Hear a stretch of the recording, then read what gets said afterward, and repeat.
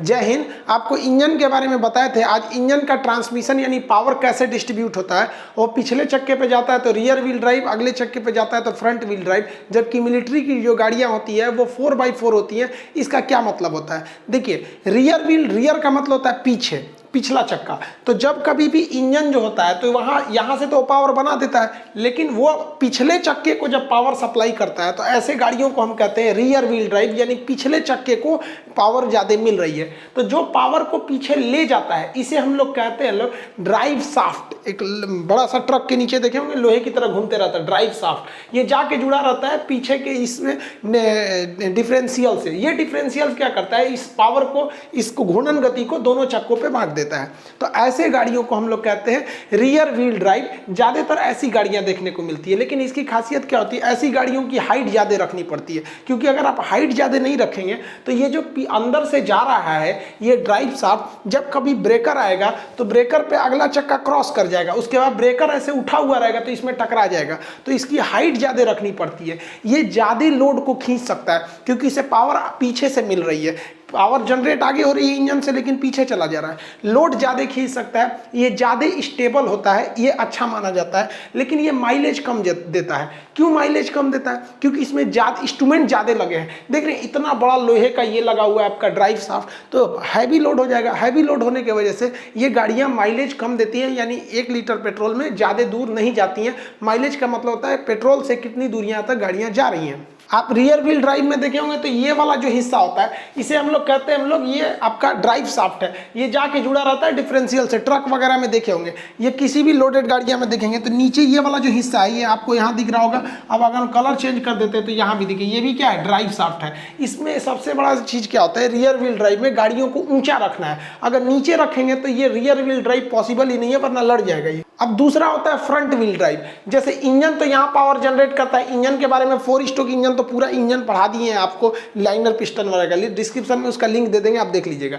तो ये इंजन यहाँ पावर बनाया और इंजन पावर बना के वहीं के चक्के को दे दिया, यानी फ्रंट के ही चक्के को दे दिया, तो इसे कहते हैं फ्रंट व्हील ड्राइव।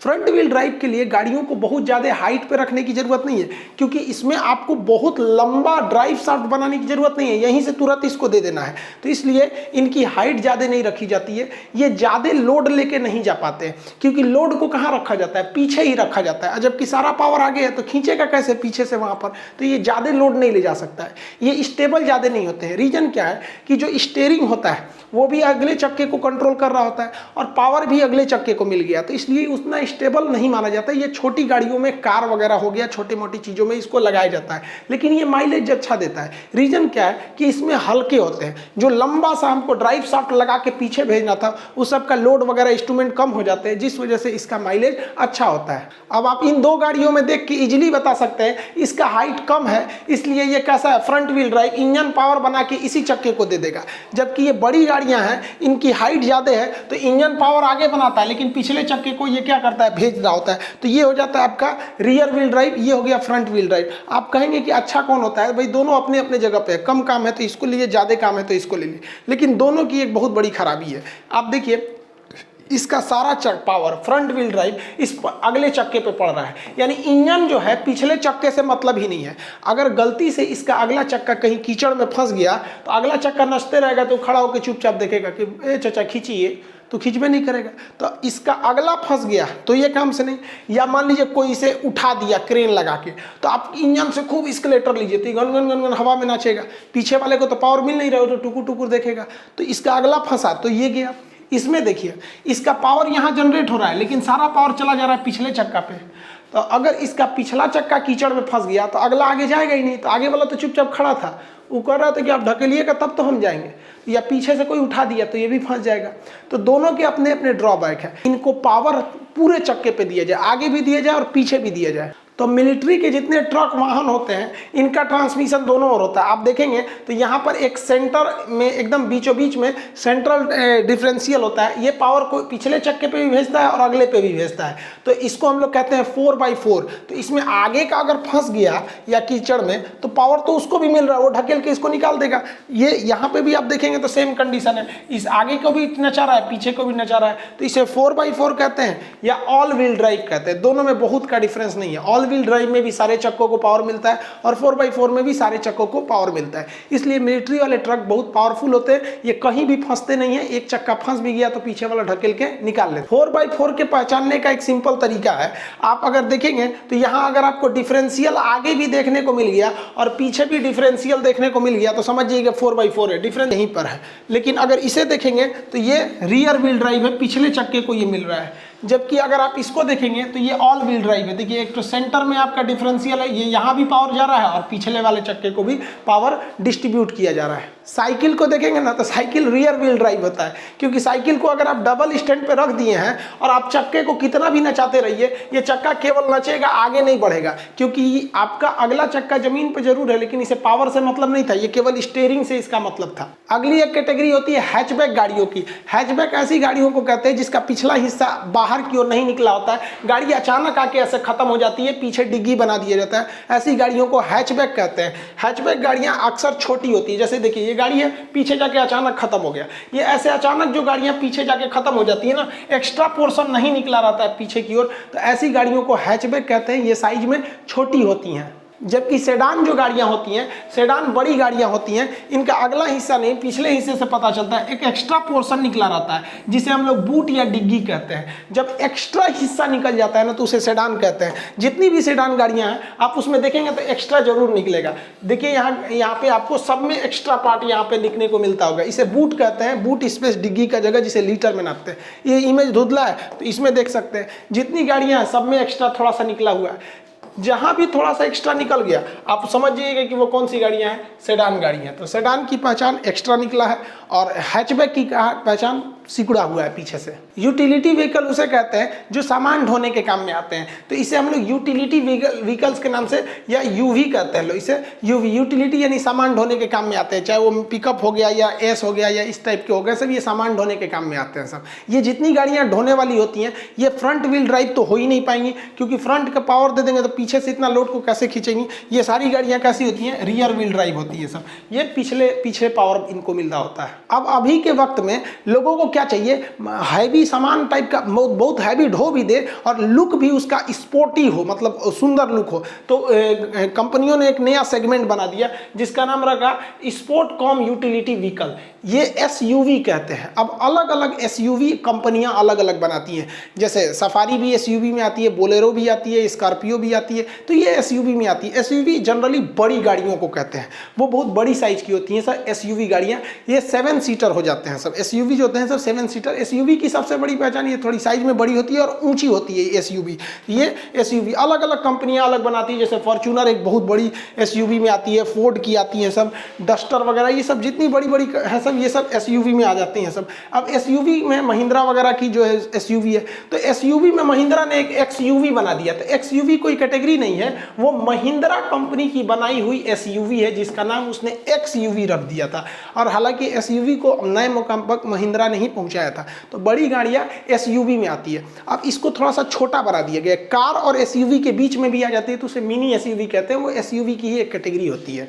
गाड़ियों में सबसे जरूरी होता है ब्रेकिंग सिस्टम। अगर ब्रेकिंग सिस्टम फेल तो काम खत्म। ब्रेकिंग सिस्टम के लिए 3 चीजें जरूरी होती है। एक एबीएस होता है जिसको कहते हैं एंटी लॉकिंग ब्रेक सिस्टम, एक ईबीडी होता है इलेक्ट्रॉनिक ब्रेक फोर्स डिस्ट्रीब्यूटर, एक बीए यानी ब्रेक असिस्ट होता है। इन तीनों को समझते हैं हम लोग बारी बारी करके। देखिए एबीएस का मतलब क्या होता है, एंटी लॉकिंग ब्रेक सिस्टम। ये चक्के को लॉक नहीं होने देता है। देखिए क्या होता है, आप मूवी वगैरह में भी देखे होंगे, अब अचानक ब्रेक मारेंगे ना तो चक्का लॉक हो जाता है। अब लॉक हो गया चक्का, अब गाड़ी फिसलती है। तो देखिए ये गाड़ी फिसलने का नतीजा ये होता है कि गाड़ी डिसबैलेंस हो जाती है। लेकिन आज एक नई टेक्नोलॉजी लगा दिया गया जिसे कहा गया एबीएस। एबीएस में क्या होता है कि जब भी आप कभी ब्रेक पेडल को पुश करते हैं, दबा देते हैं ब्रेक पेडल को, यहाँ से ब्रेक को बहुत जोर से दबा देते हैं, तो चक्का क्या हो जाता है, जाम हो जाता है। लेकिन इसमें एक छोटा सा सेंसर लगा है, ये भांप लेता है कि चक्का अब जाम हो रहा है, तो ब्रेक को 1 सेकंड के लिए छोड़ देता है, फिर चक्का नचने लगता है, फिर दबा देता है, फिर छोड़ता है, फिर दबा देता है। इस वजह से आपका चक्का जो होता है रुकता नहीं है, वो हल्का हल्का नच के ही रुकता है, क्योंकि जैसे रुकने वाला होता है वो छोड़ देता है, फिर नचने लगता है, फिर दबा देता है। तो ऐसे करके रुकता है ना, तो गाड़ी आपकी स्टेबल होकर रुकती है और पहले ही रुक जाती है।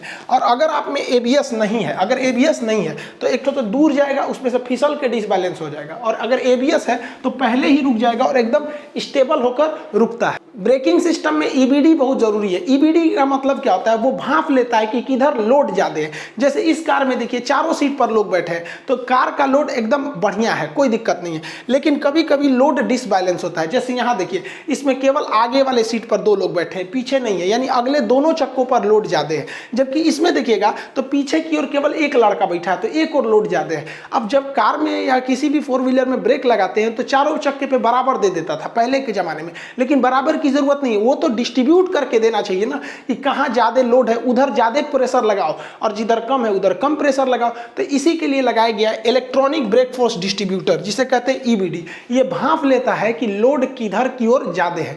जैसे यह लगेगा, और ये देखिए ये लड़की को सीबीएसई बोर्ड वाली है, बैठल है पसर के पूरा पैर रख के, तो इसके ये वाला देखिए इधर साइड में इस चक्के पे लोड ज्यादा है। तो जो भी ये जब अगर इस गाड़ी में ईबीडी है इलेक्ट्रॉनिक ब्रेक फोर्स डिस्ट्रीब्यूटर, तो वो ज्यादा लोड किस चक्के पे देगा, एक ई बकलोलिया के चक्का पे देगा और ये जो चला रहा है चश्मैला इसके चक्का पे देगा। तो इन्हीं दोनों पर देगा यहाँ पर, बाकी 2 चक्कों पे लोड कम देगा। तो लोड को ऑटोमेटिक डिस्ट्रीब्यूट करने के लिए एक सेंसर आता है जो गाड़ियों में लगा रहता है, जिसे इलेक्ट्रॉनिक ब्रेक फोर्स डिस्ट्रीब्यूटर कहते हैं। इससे गाड़ी स्टेबल हो जाती है, घुमाव पर या फिर मतलब सवारी की संख्या ज्यादा या कम होने पर वो अपने से ब्रेक को सिस्टमेटिक ढंग से बांट देता है। अब आता है आपका ब्रेक असिस्ट, मतलब ये आपके असिस्टेंट का काम करता है ब्रेक का। कभी कभी भीड़ में जैसे देखिए ये नीला वाला गड़िया लग रहा है, इसको ठोक देगा तो अचानक हचाक से दाब दीजिएगा ना ब्रेक पेडल को, तो यहाँ पर देखिए ब्रेक जो होता है ना इसका शॉर्टकट होता है ABC, यानी एक्सेलरेशन ब्रेक और clutch, ABC acceleration brake, accelerator brake और क्लच। तो आप अगर हचाक से ब्रेक दाब दीजिएगा ना खूब कचकचा के, तो कहता है पगला कहीं का गड़िया उलाटेगा क्या, तो अपने आराम से दबाता है वो, मतलब आपके हिसाब से नहीं, वो मैनेज करके ऑटोमेटिक मैनेज कर लेता है। अगर आप स्पीड बहुत ज़्यादा है हचाक से मार दिए तो रोक देगा आपको, आप भले दाबे हैं ब्रेक पेडलवा से छोड़ा देगा, कह देगा पगला दाब दिया है तेज। और कभी एक्सीडेंट होने वाला है और आप आराम आराम से दाब रहे हैं तो चाप देगा अपने से। तो ये आपका एक असिस्टेंट का काम करता है, जिसे ब्रेक असिस्ट या BA कहते हैं। अगला सिक्योरिटी फीचर जो होता है वो आता है आपका सीट बेल्ट का। सीट बेल्ट एक यूनिक फीचर होता है। इसकी खासियत क्या होती है, अगर आप इसे आराम आराम से खींचिएगा तो ये आगे आते जाएगा। आप सीट बेल्ट पहन के आराम से आगे आइएगा तो आपको आने देगा, लेकिन जहां आप झटका दीजिएगा तो सीट बेल्ट वहीं पर लॉक हो जाता है। उसके अंदर लॉकिंग सिस्टम होता है, अगर झटका देंगे तो लॉक हो जाएगा। इसलिए ये लोग आराम से आएंगे, कोई दिक्कत नहीं, आगे बढ़ाएंगे पीछे बढ़ाएंगे कोई प्रॉब्लम नहीं होता है। लेकिन जैसे गाड़ी का एक्सीडेंट होता है ये क्या करता है, सीट बेल्ट लॉक कर देता है, तो आदमी आगे नहीं फेंकाता है, नहीं तो ये बकलोलिया फेंका जाएगी। ये देखिए मोबाइल चला रहा है चल जाएगा बाहर, तो मुंह हाथ फूट जाएगा, एक में हो जाएगा यहाँ पर। और ये लोग देखिए ऐसे गाड़ी चला रहे हैं, एक्सीडेंट हुआ मान लीजिए तगड़ा, तो ये फेंका जाएंगे, शीशा तोड़ के आगे फेंका जाएंगे। तो इसलिए वहाँ पर सीट बेल्ट का होना जरूरी है। अब जो गाड़ियाँ आएंगी उसमें ऐसा सिस्टम दिया जा रहा है, भारत सरकार इस पर विचार कर रही है कि अगर कोई सीट बेल्ट नहीं लगाएगा ना तो गाड़ी स्टार्ट नहीं होगी। वहाँ एक सेंसर देने का ऐसा प्रावधान चल रहा है। गाड़ियों में सबसे बड़ा सेफ्टी फीचर जो होता है एयर बैग का होता है। इससे क्वेश्चन पूछा हुआ था पिछली बार रेलवे में भी, एयर बैग में किसका प्रयोग किया जाता है। देखिए एयर बैग क्या होता है, स्टीयरिंग के पास ही लगा दिया जाता है एयर बैग को। ये एक बैग की तरह होता है जो गाड़ियों में दिखता नहीं है, जब तक एक्सीडेंट नहीं हुआ है तो उसको अंदर लगा दिया जाता है। उसके अंदर सोडियम एजाइड भरा जाता है। जब कभी भी गाड़ियों पे तगड़ा झटका लगता है ना, तो तगड़ा झटका लगने से ये सोडियम एजाइड नाइट्रोजन गैस को छोड़ देता है, और ये नाइट्रोजन गैस बहुत तेजी से भर जाते हैं, जिससे कि उसको आगे की ओर चोट नहीं लगता है। जैसे मान लीजिए अचानक झटका लगेगा तो इसका मुंह स्टीयरिंग पे लगेगा तो इस सीना उना टूट जाएगा, वैसे ही तो स्टीयरिंग के आगे ये एयर बैग भर जाता है, एक उसके बगल वाले में भर जाता है को पैसेंजर में। इंडिया में आज ज़्यादातर 2 ही सीट बेल्ट दिए जाते हैं, लेकिन महंगी गाड़ियाँ लेंगे तो उसमें 6 सीट बेल्ट का एयर बैग लेंगे तो बड़ी गाड़ियों में ना पीछे वाले पैसेंजर्स के लिए भी दिए जाते हैं। यूरोप वगैरह में तो कंपलसरी है, भारत में अभी भी बहुत सारी गाड़ियाँ, अब तो भारत में भी कंपलसरी कर रहा है कि कम से कम बम्पर में चलता है कि आप ऐसा रॉड लगवा लीजिए पीछे कि जाम वगैरह में पीछे से कोई मारेगा तो कोई दिक्कत नहीं, आपकी गाड़ी बच जाएगी। लेकिन कुछ लोग को गाड़ी से इतना प्रेम होता है कि अगवा ही बम्पर लगवा देते हैं। देखिए स्टील का खूब डिजाइनदार ऐसे लगवा देंगे आगे, इनको गाड़ी से प्रेम है। अरे लोल कहीं का पढ़ल लिखल ना है, अगवा लड़ाएगा ना भड़ाक से तो गाड़ी जितना एक्सीडेंट होने वाला रहेगा ये बम्पर पे लग जाएगा, गाड़ी पे नहीं लगेगा। अब गाड़ी पे नहीं लगेगा तो अंदर का एयर बैग खुलेगा ही नहीं।